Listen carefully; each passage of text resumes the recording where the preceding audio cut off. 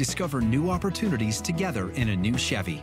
Meet up in an Equinox, winner of the J.D. Power Award for initial quality among compact SUVs.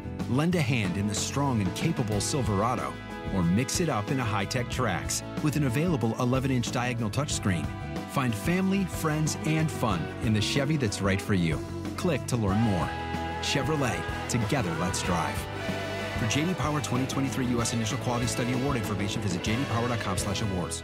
Dee Flower is a photographer, a world traveler, a writer. This story could be made into a movie easily, like the Indiana Jones kind of thing, especially when the yaks come across the bridge. All right? I hope you enjoy it. I enjoyed the book, and it's called Where the Wind Wills, Dee Flower, D-E-E, Flower, and the website, deeflower.com, so you can check out more information there. Here's the story. She started traveling around the world after she trekked into the Himalayas to celebrate the millennium. Yeah, back Y2K thing. And didn't stop.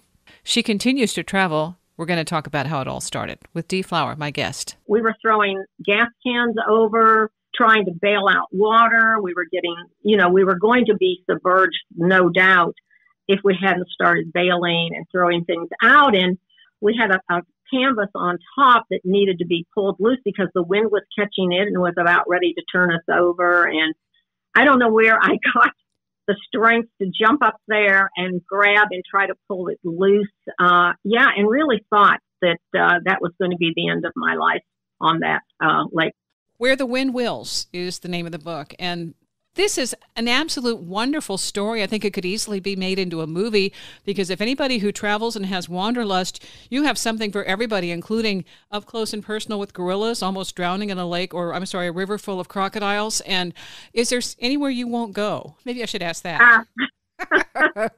Well, I love this saying. It says, I haven't been everywhere, but it's on my list. And, yeah. So I think that answers your question. Okay. How did this start for you? Because you kind of had more of a routine life until you got divorced. And then it was like no holds barred. Yeah. That's why sometimes I say I'm happily divorced, and I don't want to at all, not say that my divorce was very painful, but, kind of unearthed my childhood dream of being a park ranger. And once I took that step to just go out there and apply and see if I could get a park ranger job. And when it happened, it just changed the trajectory of my life completely. That's a whole different lifestyle. What was that like? That was truly a dream. That was for me, the best job you could ever ask for. It was like every day I could be out on the trails. I could take the boat out on the lakes. I could stay in the office and do paperwork. I could go out. I loved interacting with the public. That was the best part. So in 2000, everything's changing. This is back, Y2K. Everybody thought the world was going to end. I don't know why, but that was the big deal. Yeah. So with all that drama, you chose to go a different direction. Yeah. With your son. Yes. Yeah, with my son.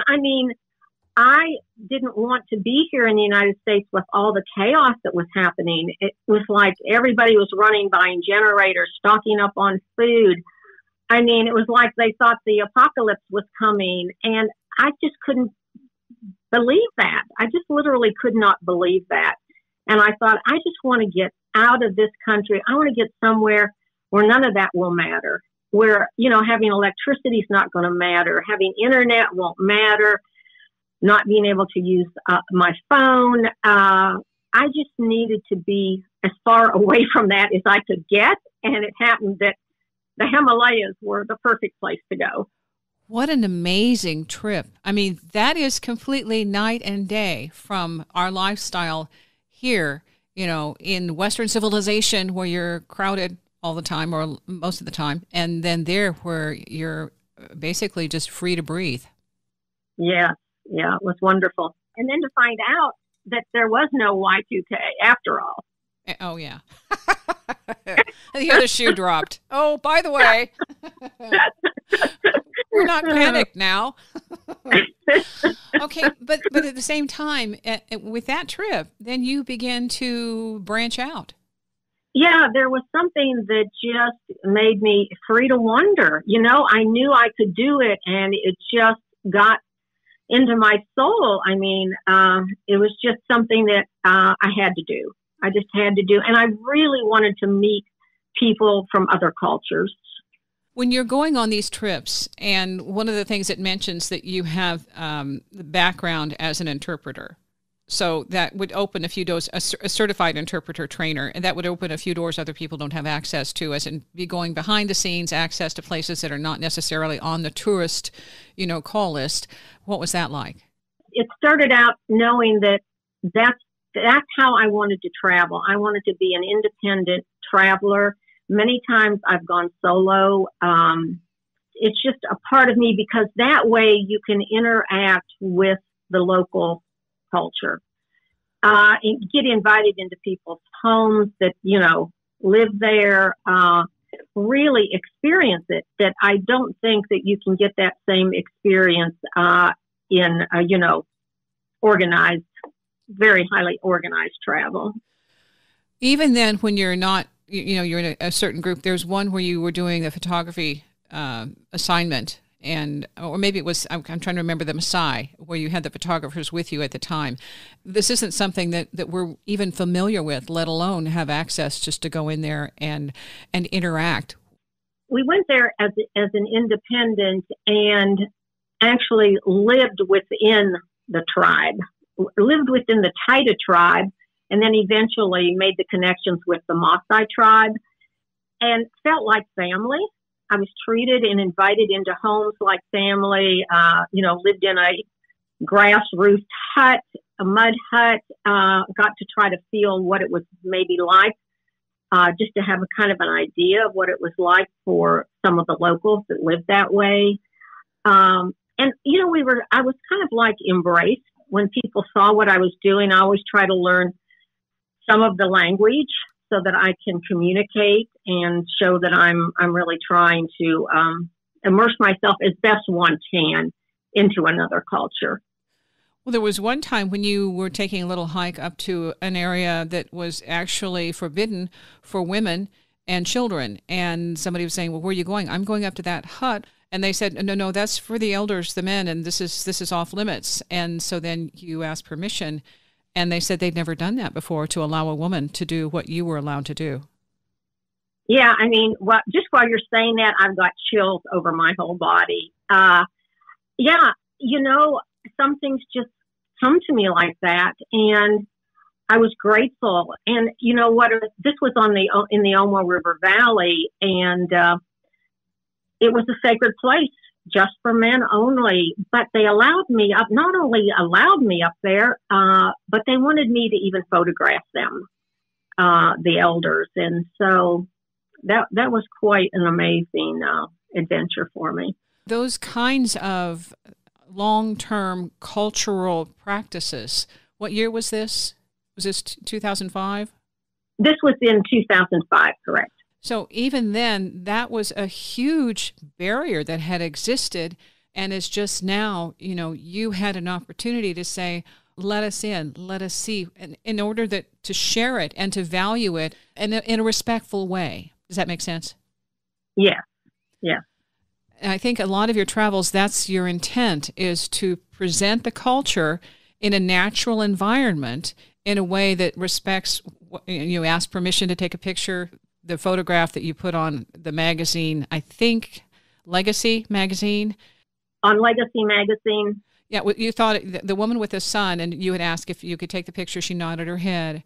Mm-hmm. I think that's respectful. That's like, as a tourist, sometimes people just take pictures hither, thither, and yon, and don't think anything about asking the person, is this an invasion of your privacy? And that's something you kind of learn as you go along. I've always been respectful of other people and other cultures, but yeah, and you just realize how important that is. There are times in here when it talks about some pretty harrowing experiences. Were you ever, I guess, what was a time that you were really concerned that maybe you weren't going to get out of this alive? This was on the Omo River. We were leaving the Omo River. We had just, there were like 6 of us, and we had just visited the tribes along the riverbanks. And we were headed where it flows into Lake Turkana. And, you know, you think everything's going to be okay. You're in this small aluminum 16-foot boat with a small motor on it, and you just assume everything's going to be fine. But, I mean, never realizing that this is the kind of lake that can whip up into horrible, horrible storms, which it did. And we were throwing gas cans over, trying to bail out water. We were getting, you know, we were going to be submerged, no doubt, if we hadn't started bailing and throwing things out. And we had a canvas on top that needed to be pulled loose because the wind was catching it and was about ready to turn us over. And I don't know where I got the strength to jump up there and grab and try to pull it loose. And really thought that that was going to be the end of my life on that lake. Okay, and that's kind of where we start the journey in this book. Yeah. Let's start from where it almost ended, you know, and then go back and recap, because there's another part when you're going up to the Himalayas and you're talking about, and this is roughing it. This is really roughing it, which that doesn't always get covered in the Nat Geo stories where you're on the mountain with, you know, the hikers or the mountaineers and everything is all, it's rough, but they don't explain the matter in the water that you're having to drink around, or the fact that the group that is coming back is all sick. Yeah. Okay. Yeah. They kind of gloss over those parts, you know, not always, but that's the bare bones of sometimes these things are not happy. And there was one guy on the trip with you at that point who had been all muscle and brawn, and then he ended up getting an airborne illness and being pretty much sick the rest of the journey. And you're talking what 12,000 feet traveling, and there's no happy where you can get off and take a night in a some kind of a nice cushy hotel. That isn't possible. What was that? I mean, really traveling with that kind of atmosphere, and again, no internet, no hot showers, no nice fresh food, and the water is questionable. Yeah. Okay. Now, what about that was appealing? I'm just going to ask very bluntly. What about that called you? Okay. I'll tell you what I learned from it was that it's amazing what your body can do, much more than what you think it could endure. It was tough. It was very, very tough. The toughest thing I've ever done. And yet, just getting into camp at night, I mean, we slept in tents. It was cold. It was not the normal time that you would be trekking up the mountain. But, just knowing that you made it through the day and you didn't get knocked off the trail or I had an encounter with yaks coming across a swinging bridge. How high up is the bridge? Just to gain note for context here. What are you looking down at? I'd say you're looking down at least 30 to 50 feet. Mm-hmm. Yeah. And anyways. And there were planks missing. Okay. Remember the planks missing? Yes. There were planks missing. So you had to be watching down to make sure you didn't step through the bridge. And then I heard bells ringing and I forgot, the yaks wear these bells. So at least you're aware where they are. And I'm like, oh my gosh, there was a whole troop of yaks coming towards me, and I forgot the rules of the road. They, they have the first go around or whatever you want to call it. They have the right of way, and I had to back off the bridge and let them. But yeah, that could have been a real disaster for me. And see, that's a part of this. You are really, I think, testing your limits. And from other people who are mountaineers and extreme sports people, that, I think, is the call, the challenge, the rush of, can I do it? And every time that success says, yes, I can, but this constant need to prove I can do it. And I think, to me, that's what it sounded like as you took these journeys on and continue to take these journeys on, traveling as a reporter, journalist, writer, photographer. That, to me, sounds like there's a euphoria that comes with the success, just even through day to day when you live this type of lifestyle. Oh yeah, I mean, there is a part of it that's addictive to have that euphoric feeling that adrenaline rush. And it does keep you kind of going to the next challenge because, I've bungee jumped in New Zealand, and I've climbed on the Sydney Harbour Bridge in Australia. Yeah, it just pushed me to do more things. But I've always been like that. Even as a child, I always wanted to test myself. But these are beyond. I mean, this isn't just like going on a camping trip or Disneyland.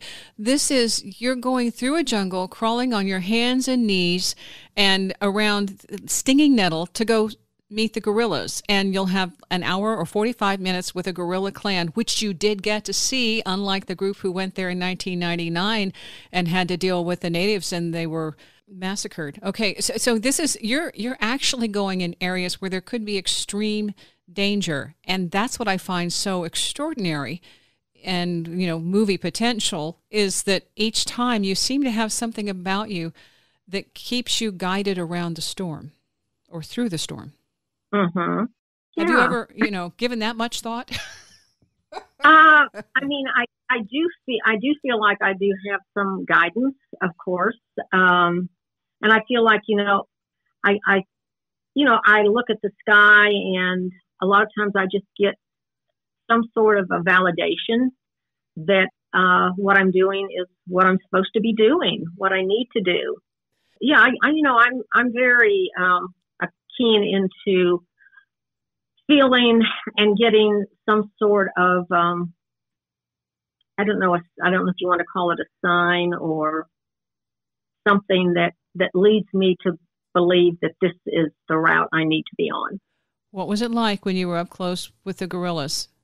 Oh my gosh. I mean, it's just like looking into the eyes of an old friend. They just look at you like they know you. And I was just amazed at how close we were. Of course, we didn't touch them, and which is fine, but we were very close, and just sitting, and they're looking at us and we're looking at them, and not wanting to upset them at all. Well, there had been a birth there, twins, which was unusual, unique. Yeah. And so, I was willing to do whatever it took to get to the highest point where the twins were, because I knew this was special. No twins had ever survived beyond 4 months. And these twins had just passed that milestone. And I just really wanted to see them. Well, and this is the Dian Fossey area, right? Yes. Yes. So for people who aren't familiar with some of this stuff, you are the park interpreter. Can you give us a little background? Well, it's where Dian Fossey set up the Karasaki Center, where she lived most of her adult life, studying the gorillas. And, just having heard her stories from, National Geographic and so forth, I had always wanted to go there. But I'd say 3 or 4 times when I had planned it, something would happen. There was like you say, the one couple that was lost their lives at that time. Yeah. And so finally, I had the opportunity, and I just had to do it. I had to do it, and of course, it was incredible. Highly recommend anyone to, if they can do that, to be able to have that type of encounter. They also suggested you go see the Tutsi orphans dancing, and an experience like that. Yeah, that was another thing. If you seem to stumble into these things, right place, right time. Yeah, I'm sitting in Kenya at the Voi Wildlife Lodge, and suddenly a gal walks up and introduces herself, and she's like the daughter of the past president of Kenya, President Moi, and we got to talking about, I told her I was headed to Rwanda to see the mountain gorillas, and she said, that is wonderful, but you've just got to see the Tutsi dancers. They're young children who were from, families that lost their lives during the genocide that happened in Rwanda. And I'm like, okay, I'm doing that. And when I got there, I just said to my guide, I said, we have to do this first. And so they put on a wonderful performance. And then we took time to go see the gorillas. Jane Goodall, you also went to the zoo, the chimpanzee, the program when they're studying how to help chimpanzees live okay or live comfortably within a zoo confinement. Yes. And that was at Washington State University. And she was there, and I had an opportunity to meet her and discuss her Roots and Shoots program that was geared to young children to help them understand chimpanzees and how they can be protected in a zoo-like atmosphere. Where the Wind Wills, Dee Flower, Wendy's Coffee House. Are you struggling to lose weight and keep it off? Tired of wasting time and money on starvation diets that lead to more frustration and stress? If there was a weight loss solution that could actually work for you, would you try it? Then head to Golo.com. I'm Steve. I lost 138 pounds in 9 months on Golo. I'm Amber. I've lost 128 pounds with Golo. If you're ready to take back control of your life, head to Golo.com now and see how Golo can work for you. That's Golo.com. My sleep is way better. My inflammation has gone way down. Golo saved my life. I was way overweight. That's what sent me down the path. I wanted to make sure and live for my kid. I have literally tried everything. I was on the verge of getting gastric bypass surgery, and I saw the Golo commercial, and it was the last thing I tried because it worked. Join over 2 million people who found a better way to lose weight with Golo. Your healthier and happier life begins at Golo.com. That's Golo.com. Again, Golo.com. Wendy's Coffee House. My guest, Dee Flower, a chance encounter with a palm reader, gave Dee some information that is extremely unique. Here's a tease, and we'll get into more of that later in the segment. He saw my palm and he went, "Oh my gosh, I'd love to read your palm."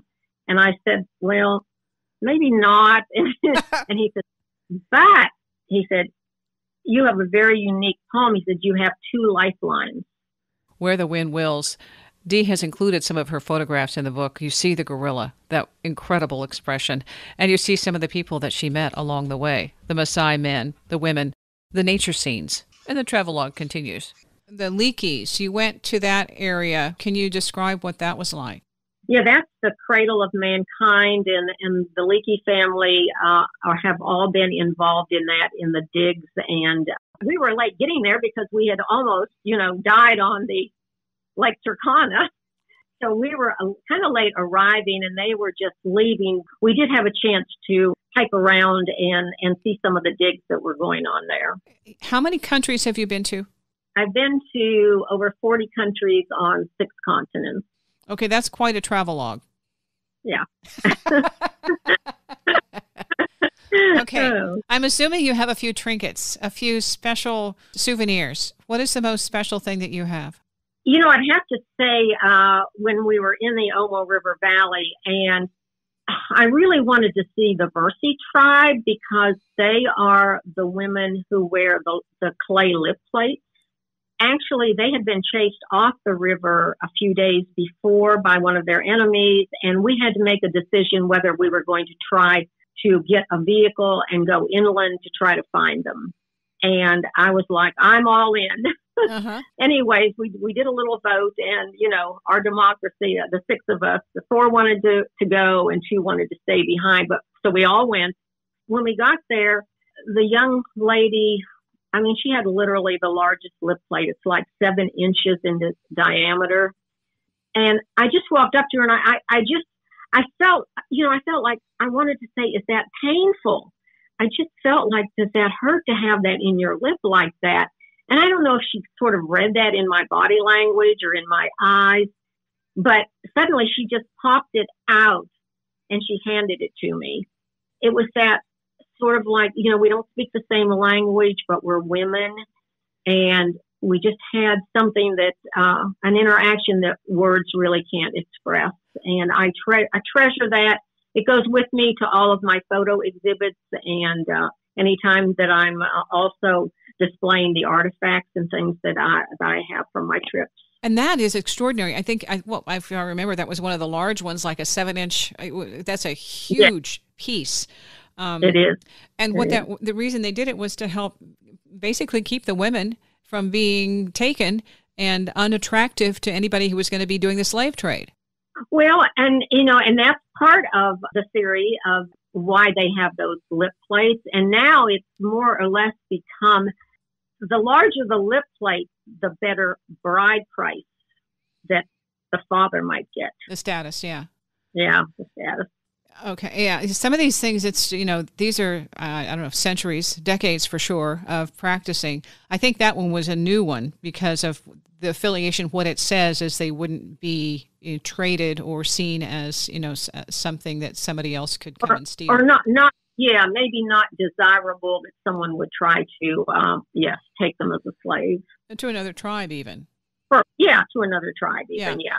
Yeah, So yeah, because I've National Geographic, seen the pictures, but meeting someone in that community is a whole different, just a whole different experience. Mm-hmm. Yeah. So when you are out and about now, I like the blog, and just for what you've started to be yourself is to be free, do more of what you love, cover new ground. The one that I like, the quote from Rumi is, "Your heart knows the way. Run in that direction." Yeah. Are you still running? I am still running. Yeah, the world is still calling me. Okay, so where's the next adventure? Well, like I say, it's going to be a trip to Greece and then through the Suez Canal into Egypt, and then from Egypt to Petra, and then from there to a place that I've really, really wanted to go to for quite a while now, to Saudi Arabia, and then possibly ending up in Dubai. Now, my question is, because in the book, it's really clear that your heart, you left your heart in Africa. Yeah. Okay. Yeah. Well, so is there a chance you will be returning? Because there's a difference when you write about Africa that doesn't come through in the other places, the Himalayas, What is it that calls you there? Because you were talking about a layover in London where it was all foggy and cold, and then when you got to Africa, all of a sudden you let your hair down and you were home. It truly feels like my place of belonging. Because now I've got chills again. It really, there's something that I just feel like I belong there. I don't know how else to explain it. And I will go back. I'm really, I've got several people there like, please come back. We'll have a reunion. So I do plan to go back for sure. Yeah. It's just that comes through in your writing. And, people write for different reasons, but it just, as I'm reading your story and every time that comes up, it's clear there's an emotion. And there's that sense of belonging that keeps calling you there. So even when wherever you are, you're comfortable. You're a traveler. You're a wanderer. You're an explorer, and you take risks.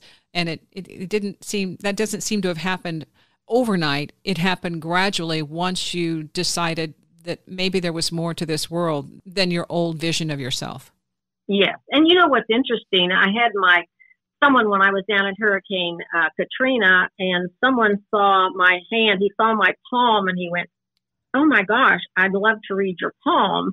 And I said, "Well, maybe not." And he said, "But," he said, "you have a very unique palm." He said, "You have two lifelines." He said, "At some point in time, you made a huge change in your life." And I was like, wow, you're right. The writing on the palm. Yeah. And that is, that's amazing because, you address that being called and, going to do a stint there for 3 months, helping to recover with Hurricane Katrina and talking about, at one point you left and they were in better shape. But when you went there, the washing machines floating and it was a completely, it was a catastrophe. And I was there helping with the pets because they were set up at Hattiesburg for dropping off animals that had been either, lost or somehow disconnected, or people dropped them off because they could no longer keep them. And that was heartbreaking. Oh, yeah. Good for you. I'm so glad you were there to do that. Well, there's never enough help in situations like that because the pets we learned a lot with that in allowing people to take their pets if they were told to evacuate, because that was a real crisis. And then again, there was Waveland. They had their Humane Society right there on the coast, and so they lost all the pets that were in the lower cages. That's what happens all over the world. The coastal areas are really vulnerable, but being there for those kinds of recoveries, you have a whole different sense of what's valuable. Yeah. But I think you do that with your travels. Yeah. Thank you. So if you would want to advise somebody on where to go over, and not completely, totally roughing it, don't go, like the top of the Himalayas, maybe not. Yeah. Okay. If they want to, that's fine. But, that was a completely, totally roughing it. Your son was he was a trooper. He was. He really surprised me. Yeah, he surprised me, and I was so happy for him. Why did he shave his head? I don't know. I really don't know. I think he just figured, he wouldn't be able to wash his hair. We knew that was going to be, there's not going to be any bathing or anything. And I think maybe because of that, he just decided, let me get rid of all this long, beautiful hair that he had. Well, it sounds like he made a life decision there too, to kind of, go a different way. Because shaving your head that's also a rite of passage. Yeah. He was going through some things in his life also at that time. So I think it was definitely life changing for him. So after doing all your travel, if you could recommend, we're not going to make it too difficult, one of the top 5 or top 10 places that someone should go right now before everything changes, because the planet's changing, the environment's changing, ecosystem, all of that, what would you recommend? Well, that's really hard for me, because every place I've been, the moment I'm there, because I live in the moment, that's my favorite place. That's where I would recommend. And of course, my true place of belonging is Africa. So, part of me wants to say Africa, definitely Australia, Indonesia, places that I see that are changing the quickest. I would definitely recommend those places. In reading the book, there is such a strong call for you. There's an emotional tug for Africa, and it's clear in your writing that that's where your heart is. Yeah, it truly is. It truly is. It's kind of like once you drink of African water, you will return to drink again. I heard that the first time I was there, and I was like, oh my gosh, that's me. That is definitely me. So if Australia is calling, that would be maybe the tourist who doesn't have to worry about climbing 12,000 feet to see the sky. Yes. Yaks. Yeah, or having to deal with the yaks on swinging bridges. Yeah. No, there's something about Australia that feels right for me to begin with. Now, where did you go? Because I'm guessing you saw the pictographs on the rocks. Yes. I guess the thing that meant the most to me was going, to the interior, to the indigenous parts where what we call now, what we used to call Ayers Rock, and now it has its original indigenous name, and Alice Springs. In that area around there, I would have to say that was the most spiritual feeling for me. But I had been to Melbourne and Adelaide and Kangaroo Island, up to Darwin, of course Sydney, and didn't actually make it all the way over to Perth. But I was there in that country for 2 months. So a long time really to kind of get your bearing and have a sense of just get into a ritual, a routine. Yeah.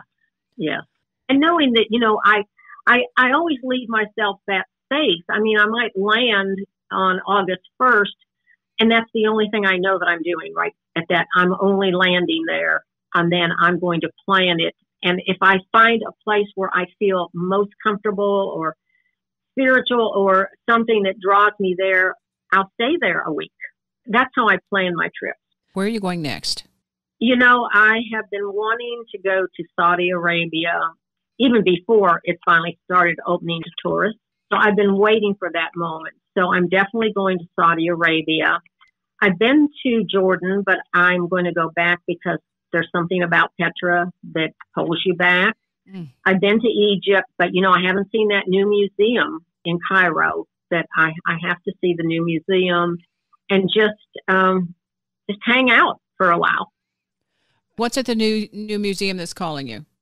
Because I went to the old museum when I was there, and they didn't have room to really display the artifacts the way that, they need to be. So much was just in storage that you couldn't see.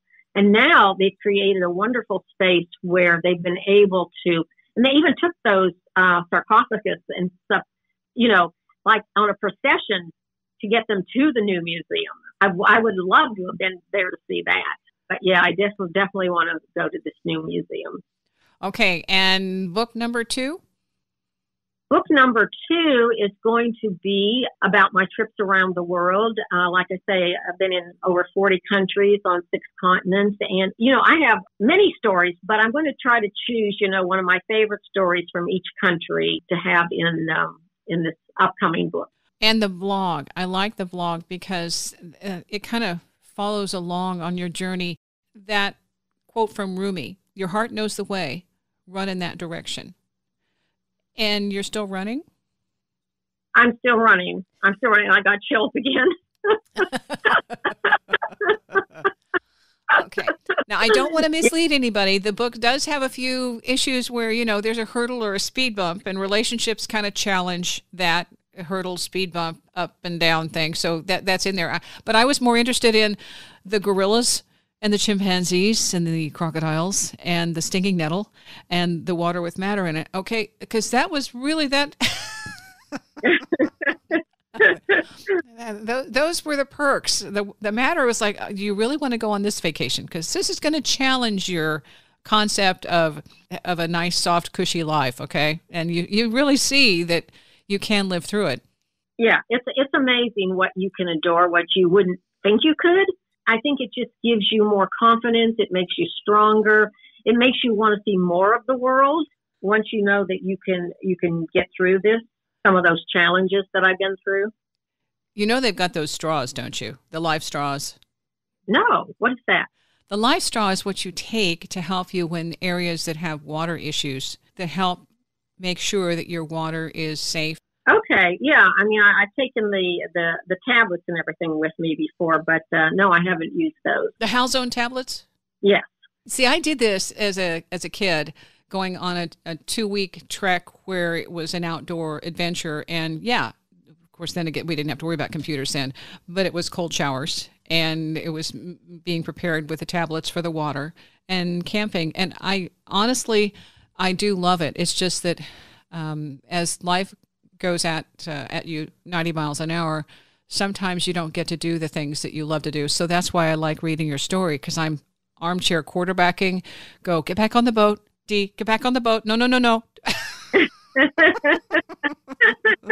Yeah, and that's what I'm hoping that I can provide for some people who really aren't able, for one reason or another, to take these adventures. That's why I want to share.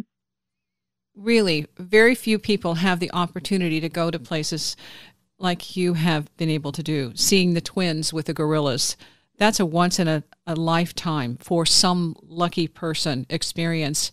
And it's neat to know that that's something you were able to do. Yeah, I'm actually extremely grateful for all the opportunities that I've had. See, I still think it would make a good movie. Thank you. Yeah. So while you're at it, okay. that's out there. Okay. And it's a nice way to be able to have a glimpse into these other communities, these other cultures that we don't get on an ordinary vacation trip. Mm-hmm. Yes. And, even with all the differences in our cultures, basically, I believe we're all from the same tribe. We might have some differences, but deep down, we're the same. Okay, Dee, thank you. I appreciate your time. Anyone who's listening can get the links in the description for the show to connect with Dee. The book's on Amazon. Where the Wind Wills, and Indiana Jones with a female lead, Dee Flower, and the website deeflower.com. Wendy's Coffee House. Thank you for listening.